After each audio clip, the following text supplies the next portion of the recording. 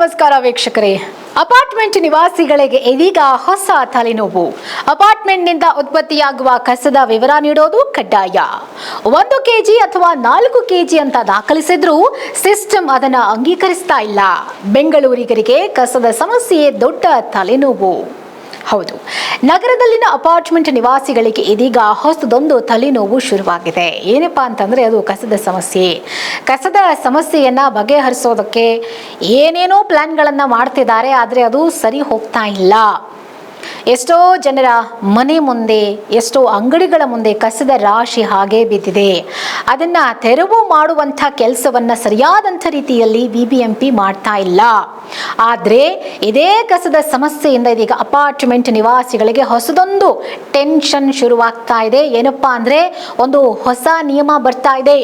ಅದರ ಪ್ರಕಾರ property tax ಪಾವತಿಸುವ ಮುನ್ನ ಪ್ರತಿಯೊಬ್ಬ ಅಪಾರ್ಟ್ಮೆಂಟ್ ನಿವಾಸಿಯೂ ಕೂಡ ತಮ್ಮ ಮನೆ ಅಥವಾ ಅಪಾರ್ಟ್ಮೆಂಟ್ನಿಂದ ಉತ್ಪತ್ತಿಯಾಗುವಂಥ ಕಸದ ವಿವರವನ್ನು ಕಡ್ಡಾಯವಾಗಿ ನೀಡಲೇಬೇಕು.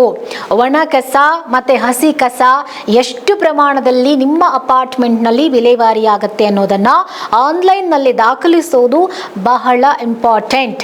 ಈ ಮಾಹಿತಿ ನೀವೇನಾದರೂ ಸಲ್ಲಿಕೆ ಮಾಡದೆ ತೆರಿಗೆ ಪಾವತಿ ಪ್ರಕ್ರಿಯೆಯನ್ನು ನೀವು ಮುಂದುವರ್ಸಕ್ಕೆ ಹೋದರೆ ಅದು ಕಂಟಿನ್ಯೂ ಆಗೋಲ್ಲ. ತೆರಿಗೆ ಕಟ್ಟೋಕ್ ನೀವು ಸಾಧ್ಯವೇ ಇಲ್ಲ ಅನ್ನೋದು ಇದೀಗ ಬೆಂಗಳೂರಿನ ಅಪಾರ್ಟ್ಮೆಂಟ್ ನಿವಾಸಿಗಳಿಗೆ ಎದುರಾಗಿರುವಂತಹ ಬಿಗ್ ಪ್ರಾಬ್ಲಮ್.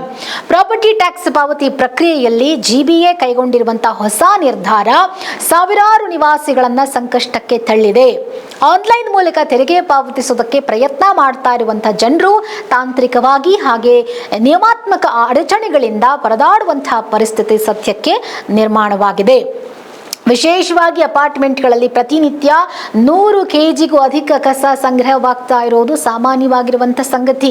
ಕೆಲವೊಂದು ಅಪಾರ್ಟ್ಮೆಂಟ್ಗಳಲ್ಲಿ 100 ಕೆಜಿಗೂ ಹೆಚ್ಚಿರುತ್ತೆ. ಅದರಲ್ಲಿ ಬರ್ತಾ ಇರುವಂಥ ಸಮಸ್ಯೆ ಒಣ ಕಸ ಎಷ್ಟಿದೆ, ಹಸಿ ಕಸ ಎಷ್ಟಿದೆ ಅನ್ನೋದು ಯಾಕೆ ಹೋಗಿ ನೋಡ್ತಾರೆ ಹೇಳಿ? ಪ್ರತಿಯೊಬ್ಬರು ಕೂಡ ಎಷ್ಟೆಷ್ಟೋ ಕಸ ಹಾಕ್ತಾ ಇರುತ್ತೆ, ಅದನ್ನು ರಾಶಿ ತಂದು ಗುಡ್ಡೆ ಹಾಕ್ತಾ ಇರ್ತಾರೆ. ಆದರೆ ಈಗ ಈ ಒಂದು ಪ್ರಮಾಣದ ಆಧಾರದ ಮೇಲೆ ಈ ಹೊಸ ನಿಯಮದ ಪ್ರಕಾರ ಕಸದ ವಿಲೇವಾರಿಯನ್ನ ಜಿಬಿಎ ಗಮನಿಸೋದಿಲ್ಲ.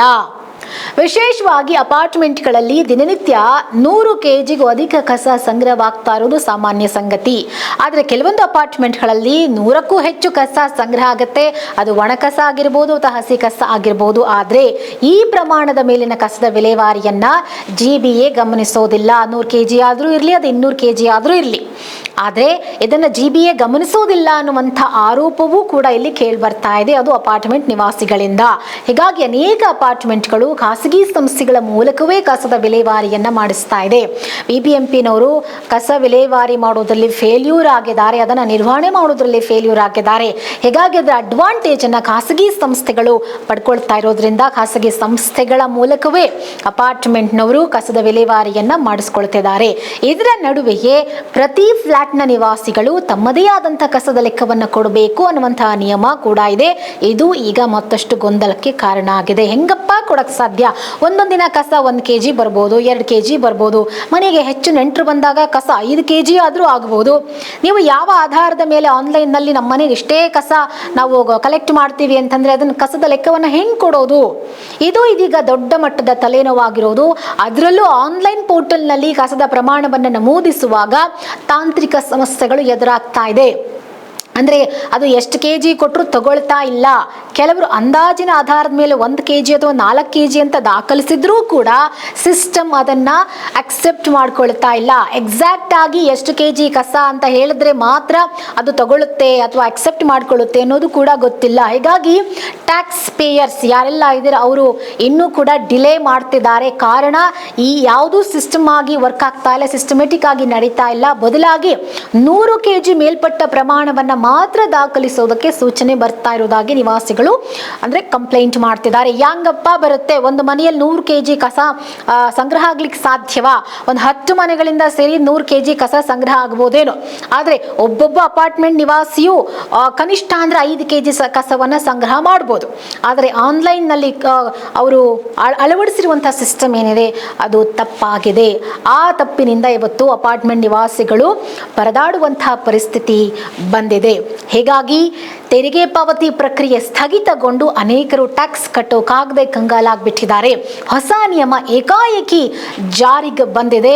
ಹೀಗಾಗಿ ಜನರಿಗೆ ಅದನ್ನು ಈಸಿಯಾಗಿ ಆಪರೇಟ್ ಮಾಡೋಕ್ಕಾಗ್ತಾ ಇಲ್ಲ. ಒಂದಷ್ಟು ಗೈಡ್ಲೈನ್ಸ್ ಕೊಡಬೇಕಾಗಿತ್ತು, ಒಂದಷ್ಟು ಮುಂಚಿತವಾಗಿ ಮುಂಜಾಗ್ರತಾ ಕ್ರಮಗಳನ್ನು ತೆಗೆದುಕೊಳ್ಳಬೇಕಾಗಿತ್ತು. ಆದರೆ ಏಕಾಏಕಿ ಹೊಸ ನಿಯಮವನ್ನು ಜಾರಿಗೆ ತಂದಿರೋದ್ರಿಂದ ಈ ಸಮಸ್ಯೆ ಆಗಿದೆ.